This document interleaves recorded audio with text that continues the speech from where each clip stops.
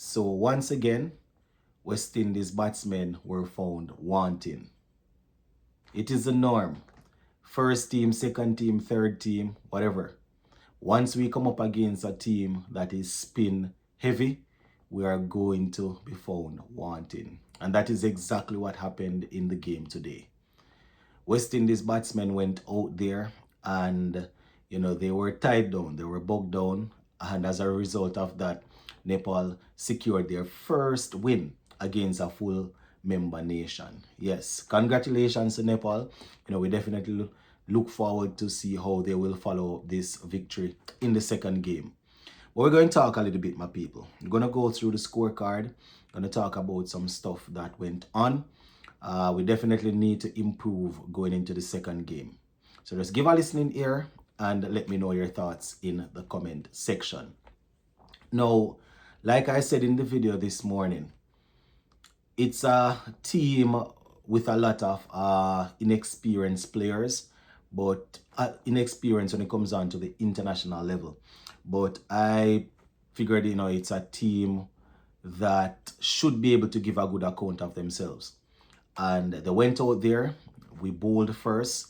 I would say that restricting a team for 148 for 8, it wouldn't be too harsh to say that the batsmen should go out there and get those runs. While I see some areas that the bowlers and the fielders need to improve on, it's not a tough ask. They should have gotten it. But as I said, hats off to Nepal. That is why I continuously say you cannot go in and think that you're just going to win. You cannot just go in and do that. These teams, they are playing a lot of cricket. They might not be playing all the time together as a unit, but they have guys going here, playing in this league, playing in that league. So they have competent players. It's just that it takes a little while for them to really move up the ladder like they should. But 129 for 9 is all we could muster. So let me just walk you through it. So Captain Hussein won the toss and he elected to bowl first. Restricted them for 148 for 8. I think that the bowling was good. The fielding, we definitely need to tighten up on the fielding. Almost every time the ball went to a fielder, it was 2. I have to say shout out to Nepal. They run their singles and their 2s hard. I can even remember one instant when Carty went in, missed the ball, and the guys actually ran about 3, and I think it was in and around the circle, 30-yard circle, and they ended up running 3 runs. So, these are some stuff that we definitely need to tighten up on. So, 148 for 8. Jason Holder leading from the front, my viewers and subscribers, picking up 4 wickets. He was excellent. You understand? He got 4 for 20 from his 4. He was supported by the debutant Bidasi, who got 3 for 29 from 4. We also saw Akil Hussein, the captain, getting 1 for 18 from 4. Raymond Simmons bowled 2 overs for 25. We also saw Fabian Allen with 2 overs for 19. And Obed Mackay, 4 overs, 37 runs. Didn't pick up a wicket, yeah, so that's basically how the bowling went, my people. Now, in terms of the captain, I would say that he got a lot of things right today in terms of his bowling rotation, when he brought on certain people, when he decided to bring this man in, take that man out of the attack. I didn't have a problem. The field setting was also good. I don't remember if it was Jason Holder's 4th or 3rd wicket. That was a very good setup there. Obviously Holder would have some amount of input in that, but the captain is the captain out there. So I think the field placement was good. The rotation of bowlers, I didn't have an issue with it. And we definitely the only thing in the fielding that I think that we needed to do a little better in is cut out a couple of the 2s that they get.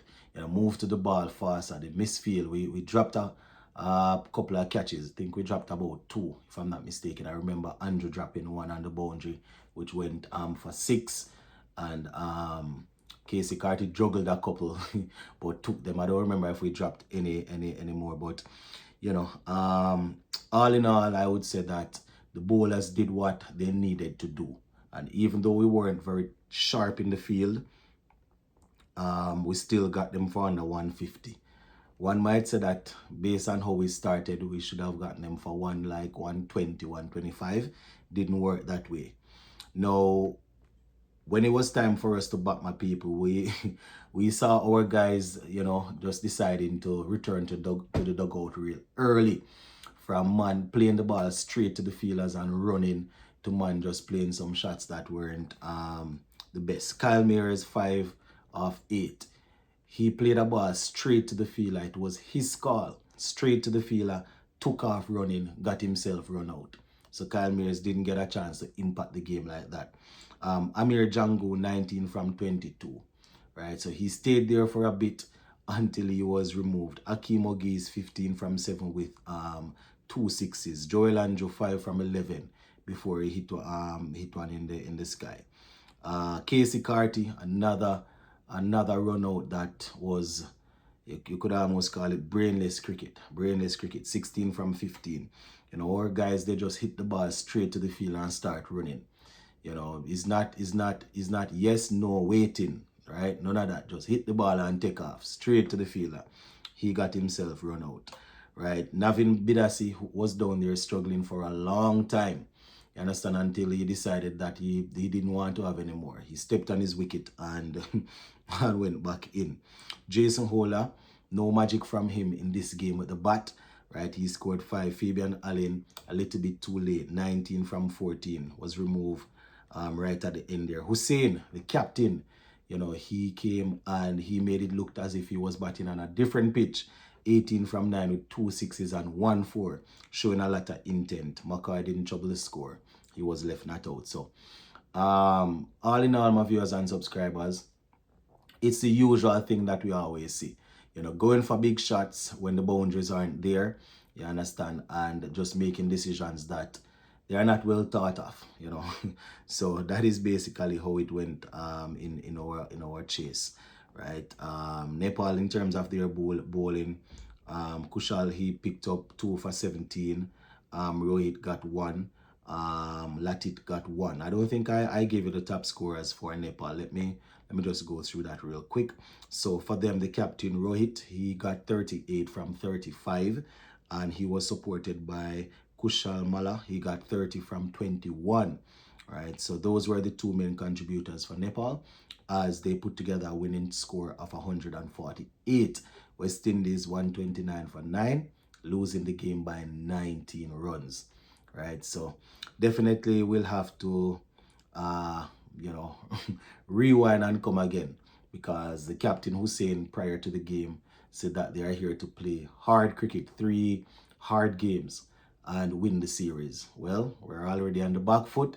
We need to go out there and win the final 2 to win this series. So that is basically how things went, my viewers and subscribers.